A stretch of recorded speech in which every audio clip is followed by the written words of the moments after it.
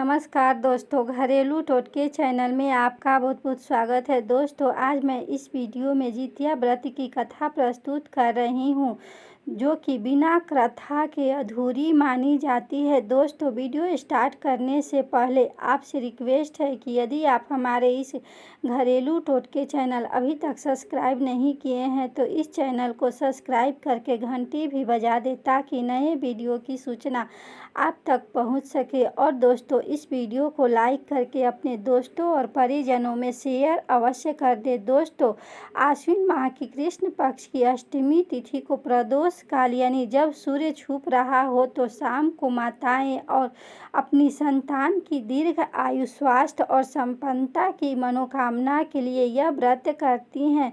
इसके पीछे अनेक प्रचलित कथाएं हैं, जिनमें इसकी पूजा जीमूत वाहन को प्रदोष काल में किया जाता है और व्रत का पारण दूसरे दिन अष्टमी तिथि के समाप्त होने के बाद नवमी तिथि को किया जाता है। जितिया व्रत बच्चों की लंबी उम्र की कामना के साथ रखा जाता है।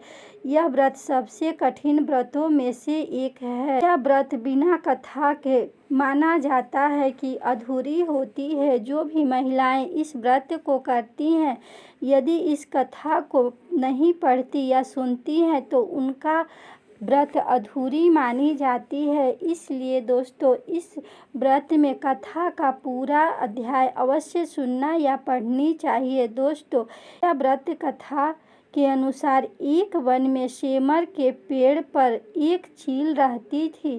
पास की झाड़ी में एक सियारिन भी रहती थी। दोनों में बहुत अच्छी दोस्ती हो गई थी। चील जो कि कुछ भी खाने को लेकर आती तो उसमें से सियारिन के लिए जरूर रखती थी। सियारिन भी चील का ऐसा ही ध्यान रखा करती थी। इस तरह से दोनों के जीवन आनंद से व्यतीत हो रहे थे। एक बार वन के पास गांव में औरतें जितिया के पूजा की तैयारी कर रही थी। तब चील ने उसे बड़े ध्यान से देखा और सारी बात अपनी सखी सियारिन को बताई। तो फिर चील और सियारिन ने भी तय किया कि वे भी इस व्रत को करेंगी। फिर चील और सियारिन ने भी जितिया का व्रत रखा। बड़ी निष्ठा और लगन से दोनों भूखे प्यासे मंगल कामना करते हुए व्रत में रही। मगर रात होते ही सियारिन को भूख और प्यास लगने लगी। जब उसे बर्दाश्त नहीं हुआ तो जंगल में जाकर उसने मांस और हड्डी पेट भर खा लिया।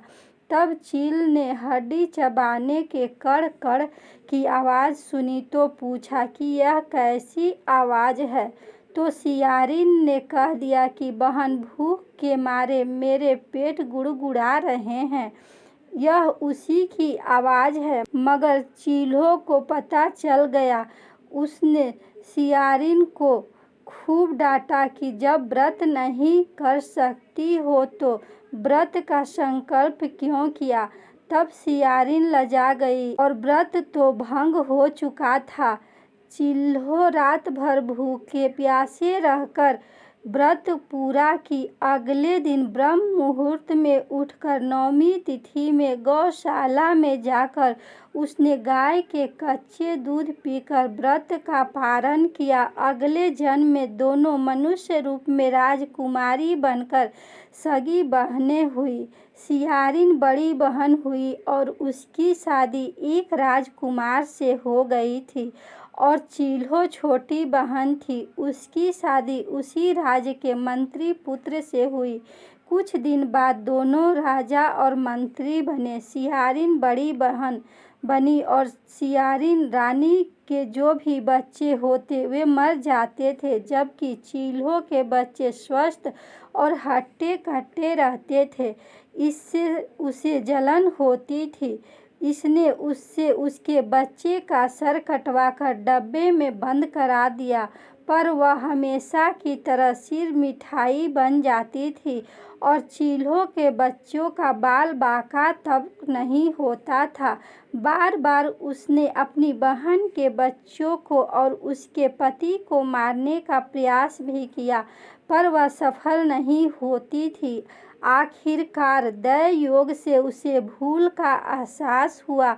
उसने अपनी बहन से क्षमा मांगी और बहन के बताने पर जीवित पुत्री का व्रत विधि विधान से किया तो उसके भी पुत्र जीवित रहने लगे। दोस्तों, आशा पूर्ण विश्वास है कि यह वीडियो आपको बहुत पसंद आई होगी। धन्यवाद।